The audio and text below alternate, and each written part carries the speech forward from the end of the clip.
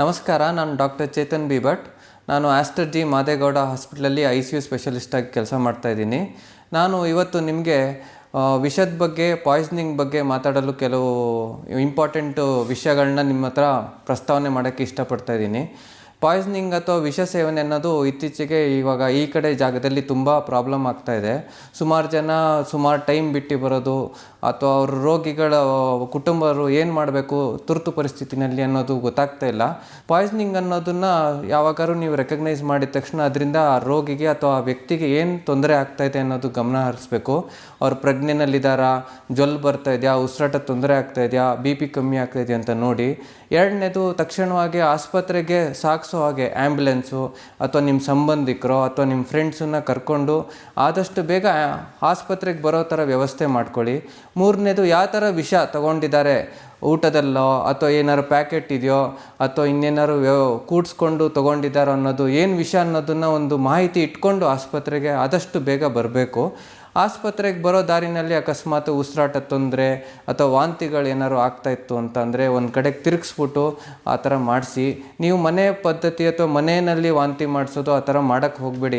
ಅದರಿಂದ ಪರಿಣಾಮಗಳು ಬೇರೆ ಇರುತ್ತೆ. ಎಷ್ಟೊಂದು ವಿಷಯಗಳು ವಾಂತಿ ಮಾಡಿಸೋವಂಥದ್ದು ಇರಲ್ಲ. ಸೊ ನೀವು ಆಸ್ಪತ್ರೆಗೆ ಬಂದಮೇಲೆ ಏನಾಗುತ್ತೆ ಅಂತಂದರೆ, ನಾವು ಇಲ್ಲಿ ತುರ್ತು ಚಿಕಿತ್ಸಾ ವಿಭಾಗ ಅಥವಾ ಎಮರ್ಜೆನ್ಸಿ ಡಿಪಾರ್ಟ್ಮೆಂಟಲ್ಲಿ ನಾವು ಅವ್ರು ಹೇಗಿದ್ದಾರೆ ಇನಿಷಿಯಲ್ ಅಸೆಸ್ಮೆಂಟ್ ಮಾಡ್ತೀವಿ. ಅವ್ರ ಪ್ರಜ್ಞೆ, ಹಾರ್ಟ್ ರೇಟು, BP, ಪಲ್ಸು, ಅದು ಓವರಾಲ್ ಕಂಡೀಷನ್ ಹೇಗಿದೆ ಅಂತ ನೋಡ್ತಾ ಇರ್ತೀವಿ. ಅದು ನೋಡ್ಬಿಟ್ಟು ಫರ್ದರ್ ಕೇರ್ ಏನು ಮಾಡಬೇಕು, ಯಾವ ಥರ ವಿಷ ತೊಗೊಂಡಿದ್ದಾರೆ, ಎಷ್ಟು ಮಟ್ಟಿಗೆ ತೊಗೊಂಡಿದ್ದಾರೆ ಅಂತ ನೋಡಿಕೊಂಡು ಡಿಕಂಟ್ಯಾಮಿನೇಷನ್ ಅಂದರೆ ಒಳಗೆ ವಿಷ ಇರೋದು ಎಷ್ಟು ಮಟ್ಟಿಗೆ ತೆಗಿಬೋದು ಅನ್ನೋದಕ್ಕೆ ಒಂದು ಗ್ಯಾಸ್ಟ್ರಿಕ್ ಲವಾಜ್ ಇರ್ಬೋದು, ಒಂದೊಂದು ವಿಷಯಗಳಿಗೆ ಬೇಕಾಗತ್ತೆ. ಅದ್ರ ಮೇಲೆ ಸಪೋರ್ಟಿವ್ ಕೇರ್ ಅಂತ ಕೊಡ್ತೀವಿ.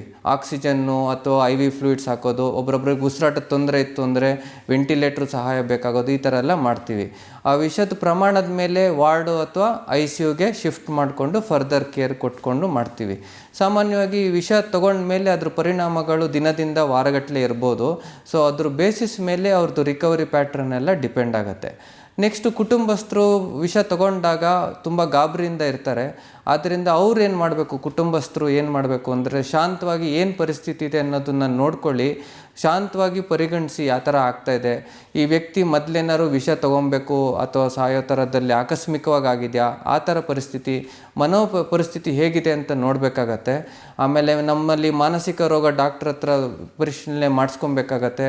ಅವ್ರಿಗೆ ಸ್ಟ್ರೆಸ್ಸರ್ಸ್ ಇರ್ಬೋದು ಅಥವಾ ಆಕಸ್ಮಿಕವಾಗಿ ಆಗಿರ್ಬೋದು, ಯಾವ ರೀತಿನೆಲ್ಲರೂ ಕಷ್ಟ ಆಗಿರೋದಂಥ ಪರಿಸ್ಥಿತಿನಲ್ಲಿ ಅವ್ರು ತೊಗೊಂಡಿರ್ಬೋದು. ಸೊ ತಕ್ಷಣವಾಗಿ ಅದನ್ನು ನಿರ್ಧಾರ ಮಾಡೋದಕ್ಕಾಗಲ್ಲ. ಬಟ್ ದಿನದಲ್ಲಿ ಮುಂದೆ ಹೋಗ್ತಾ ಇರೋಂಥ ದಿನದಲ್ಲಿ ಅದು ಮತ್ತೆ ತೊಗೊಂಡಿರೋಗೆ ಮಾಡಬೇಕಾಗತ್ತೆ. ಮನೆಯಲ್ಲಿ ನೀವು ನಿಮ್ಮದು ಔಷಧಿಗಳನ್ನ ಅಥವಾ ನಿಮ್ಮದು ಕೀಟನಾಶಕಗಳನ್ನ ಸೇಫ್ ಪ್ಲೇಸಲ್ಲಿ ಇಟ್ಕೊಳ್ಳಿ. ಸೊ ದೊಡ್ಡ ಮಕ್ಕಳಿಗೆ ಅಥವಾ ದೊಡ್ಡವ್ರಿಗೆ ಈಸಿಯಾಗಿ ಸಿಗದೇ ಇರೋ ಥರ ಇಟ್ಕೊಂಡು ವ್ಯವಸ್ಥಿತವಾಗಿ ಅದನ್ನು ಕೂಡಿಸಿಟ್ಕೊಳ್ಳಿ. ಈಸಿಯಾಗಿ ಸಿಗದೇ ಇರೋ ಥರ ಮಾಡಿಕೊಂಡಾಗ ನಿಮಗೆ ವಿಷ ಸೇವನೆ ಅನ್ನೋದು ಸಾಮಾನ್ಯವಾಗಿ ಕಮ್ಮಿ ಆಗುತ್ತೆ. ಆಮೇಲೆ ಮಾನಸಿಕ ಒತ್ತಡ, ಅದರಿಂದ ಎಲ್ಲ ಏನಾದ್ರು ಆಗ್ತಾಯಿದೆ, ಖಿನ್ನತೆ ಆ ಥರ ಏನಾದ್ರು ಆಗ್ತಾಯಿತ್ತು ಅಂದರೆ ಮಾನಸಿಕ ಸಮಾಲೋಚನೆ ಅದೆಲ್ಲ ಮಾಡಿಸ್ಕೊಬೇಕಾಗತ್ತೆ. ಓವರಾಲಾಗಿ ವೈದ್ಯರದ್ದು ಎಷ್ಟು ಶ್ರಮ ಇರುತ್ತೋ ಅದೇ ರೀತಿಯಲ್ಲಿ ರೋಗಿ ಅಥವಾ ವ್ಯಕ್ತಿ ಮತ್ತು ಕುಟುಂಬಸ್ಥರದ್ದು ಅಷ್ಟೇ ಜವಾಬ್ದಾರಿ ಇರುತ್ತೆ. ಇದರಲ್ಲಿ ತಾಳ್ಮೆ ಬೇಕಾಗತ್ತೆ, ಪರಿಶ್ರಮ ಬೇಕಾಗತ್ತೆ. ಇದೆಲ್ಲದರಿಂದ ಒಟ್ಟಾಗಿ ನಾವು ಆ ಪ್ರಾಣಾಪಾಯದಿಂದ ಆಚೆ ಬರುವಂಥ ವ್ಯವಸ್ಥೆಗಳನ್ನ ಮಾಡ್ಬೋದು.